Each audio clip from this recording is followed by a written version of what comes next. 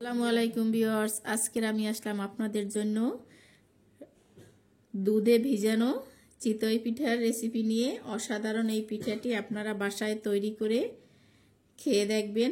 যদি একটুও ভালো লাগে আমাকে কমেন্টে জানাবেন, আর আমার চ্যানেলটি সাপোর্ট করার জন্য লাইক কমেন্ট শেয়ার করে সাবস্ক্রাইব করে পাশের বেল আইকনটি ক্লিক করে দিবেন। আর ফেসবুক পেজ থেকে যারা দেখছেন তারা লাইক কমেন্ট শেয়ার করে আমার পেজটি ফলো করে দিবেন।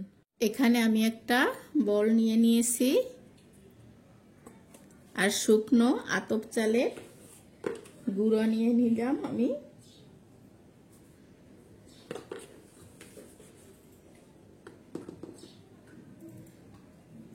3 কাপ নিয়ে নিলাম।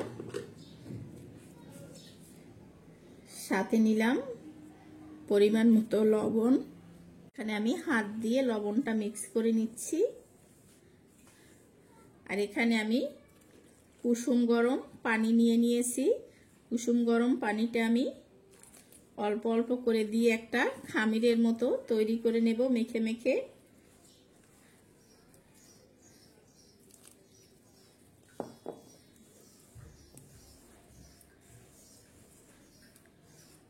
যে দেখেন আমি একটা শক্ত খামিরের মতো তৈরি করে নিয়েছি। এখন এই খামিরটা আমি 10 মিনিট অনবরত এইভাবে আমি মাখতে থাকবো।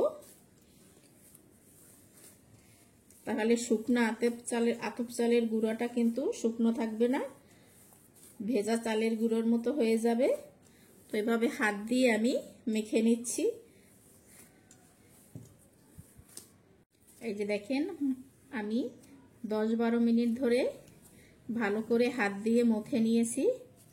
একটা আঠালো ভাব চলে এসেছে। এখন আমি এখানে কুসুম গরম পানি দিয়ে ব্যাটারটা তৈরি করে নেব।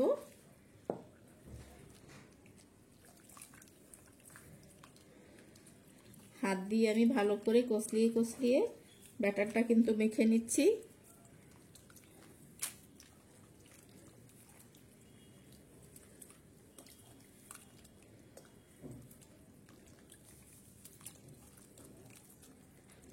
পানিটা একবারে দিবেন না, অল্প অল্প করে দিয়ে ব্যাটারটা তৈরি করে নেবেন।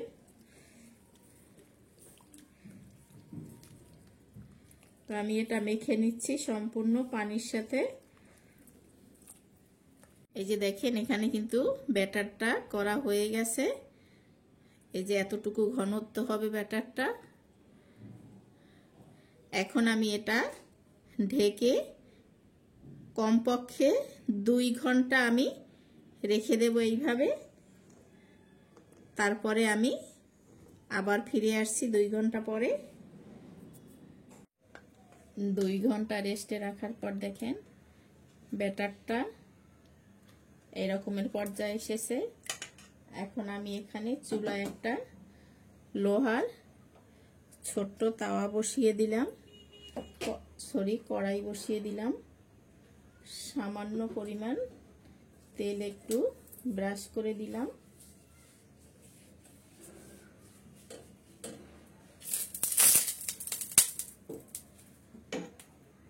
আর এখন এখানে আমি এই ব্যাটারটা থেকে আমি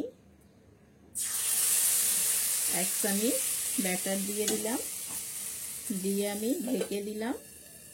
চুলাটা মিডিয়াম টু লো আঁচে রাখছি। 1 মিনিট চুলায় রাখার পর দেখেন আমার পিঠাটা ফুলে কতটা টইটুম্বুর হয়ে গেছে। আমি পিঠাটা উঠিয়ে ফেলেছি। আবারও আমি এখানে ব্যাটার দিয়ে দিচ্ছি।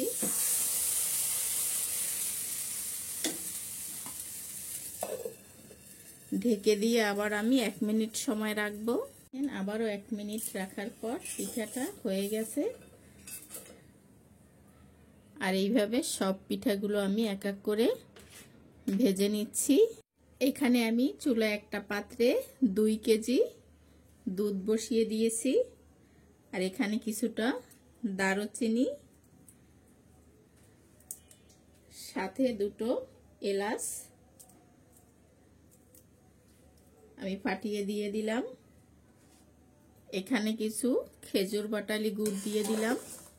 গুড়টা আপনারা যে যতটুকু খেতে পছন্দ করেন ঠিক ততটুকুই দেবেন।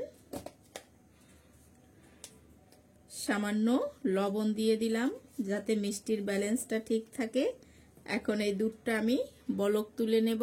এখানে আমি আরো হাফ কাপের মতো গুঁড়া দুধটা মিক্স করে দিলাম যাতে পিঠা ভেজালে স্বাদ খুব ভালো হয়।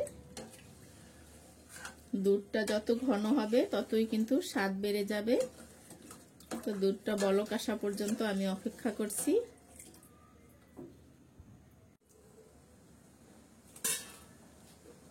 এখানে দেখেন আমি পিঠাগুলো সম্পূর্ণ ভেজে নিয়েছি।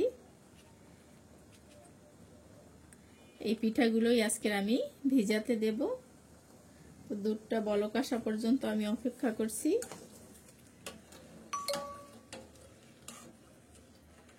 দেখেন দুধটা বলক আসতে শুরু করেছে। আমি এখন পিঠাগুলো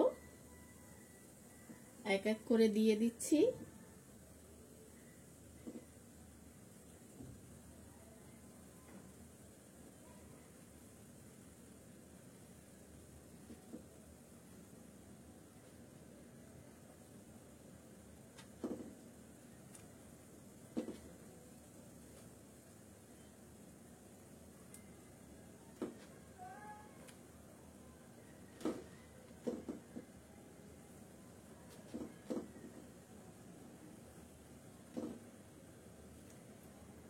পিঠেগুলো কিন্তু সব দেয়া হয়ে গেছে। আমি এখন শুধু একটা বলক তুলে নেব।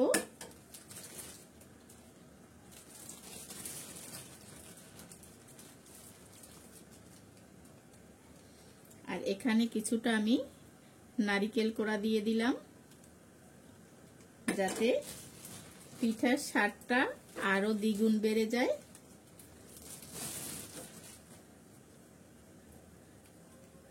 এখন শুধু একটা বলক তুলে নেব, তারপর আমি এটা রেখে দেব।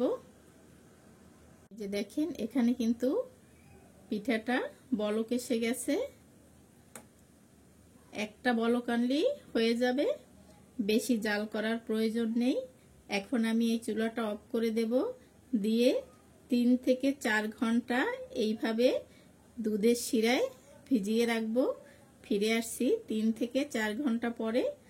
আমি সম্পূর্ণ চুলাটা অফ করে দিলাম। এই যে দেখেন 4 ঘন্টা পর পিঠাগুলো কত নরম হয়ে গেছে। আমি আপনাদের একটু পিরিজে উঠিয়ে দেখাচ্ছি।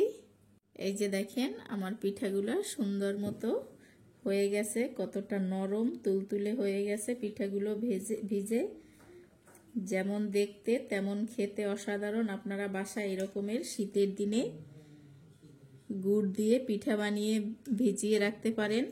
সকালের নাস্তায় কিন্তু এটা অসাধারণ হয়। আপনারা বাসায় তৈরি করে খেয়ে দেখবেন। ভালো হলে আমাকে কমেন্টে জানাবেন। এবং আমার চ্যানেলটি এখনো যারা সাবস্ক্রাইব করেন নাই তাদের কাছে অনুরোধ রইল আমার চ্যানেলটি লাইক কমেন্ট শেয়ার করে সাবস্ক্রাইব করে পাশের বেল আইকনটি ক্লিক করে দিবেন। আর ফেসবুক পেজ থেকে যারা দেখছেন তারা লাইক কমেন্ট শেয়ার করে আমার পেজটি ফলো করে দিবেন।